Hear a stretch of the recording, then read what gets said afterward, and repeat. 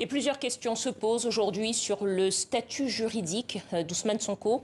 On retrouve Daouda Amine, journaliste spécialisé dans les questions juridiques. Bonsoir, merci d'être avec nous. Alors Ousmane Sonko est déjà condamné à 2 ans de prison ferme pour corruption de la jeunesse.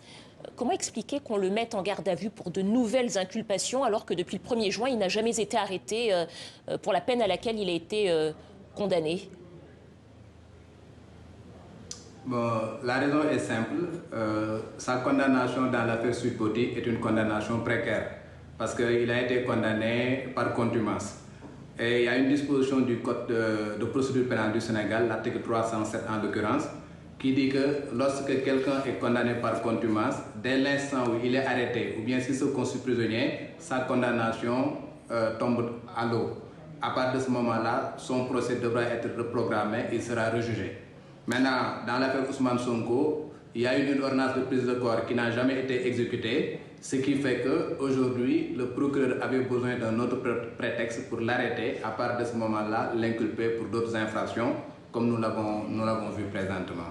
Alors, je rappelle qu'Ousmane Sonko était candidat déclaré à l'élection présidentielle. Suite à sa condamnation du 1er juin, est-ce que ça veut dire qu'Ousmane Sonko est déjà inéligible ? Non, avant son arrestation dans le cadre de cette affaire-là, il était inéligible. Parce qu'il y a une disposition de l'article L29 du Code électoral qui dit que ne peuvent pas s'inscrire sur les listes électorales ceux qui sont condamnés pour crime, ceux qui sont condamnés pour un certain nombre de délits et ceux qui sont en état de contumace. Donc jusqu'à son arrestation, il était en état de contumace. Donc il a été condamné par contumace, mais il n'avait pas été arrêté et il ne s'était pas constitué prisonnier. Mais depuis qu'il a été arrêté vendredi dernier, il n'y a plus aucune infraction qui peut l'empêcher d'être candidat à l'élection présidentielle. Dans l'affaire Mame Mbaye Niang, la condamnation n'est pas encore définitive parce qu'il s'est pourvu en cassation au niveau de la Cour suprême. Dans l'affaire Sweet Beauté, il a été arrêté et dès l'instant qu'il a été arrêté, l'article 307 du Code de procédure pénale dit que la peine est anéantie. Dans cette nouvelle affaire-là également, sur une affaire qui débute, il n'a même pas été inculpé. Et pour que la condamnation soit définitive, il faut que l'instruction se termine, qu'il soit condamné en première instance, condamné en appel et condamné en cassation. Ce qui fait qu'au moment où je vous parle, il n'y a aucun dossier Ousmane Sonko qui l'empêcherait d'être candidat à l'élection présidentielle de 2024. Ousmane Sonko est poursuivi pour, on l'a dit, pour cette nouveau chef d'accusation. Demain, il doit être entendu par un juge. Est-ce que ça veut dire qu'il faut s'attendre à un nouveau feuilleton judiciaire pour sceller le sort, en quelque sorte, de cet opposant? Non, forcément, il faut s'attendre à un nouveau feuilleton judiciaire. Il faut même s'attendre à ce qu'il soit inculpé et placé sous mandat de dépôt.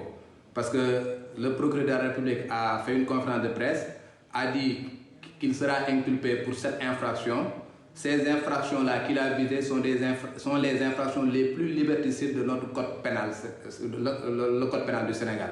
Parce qu'il y a une disposition du Code de procédure pénale, l'article 139 du Code de procédure pénale du Sénégal, qui dit que lorsque le procureur vise les articles 56 à 100 et l'article 255 du Code pénal sénégalais, lorsqu'il requiert le mandat de dépôt, le juge d'instruction est tenu de place sous mandat de dépôt.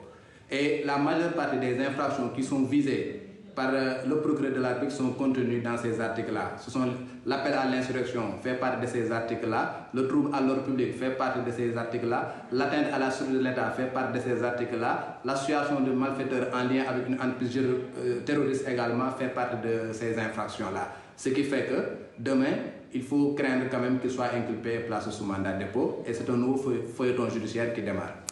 Daouda Amine, journaliste spécialiste des questions juridiques. Merci à vous, Monsieur Mine.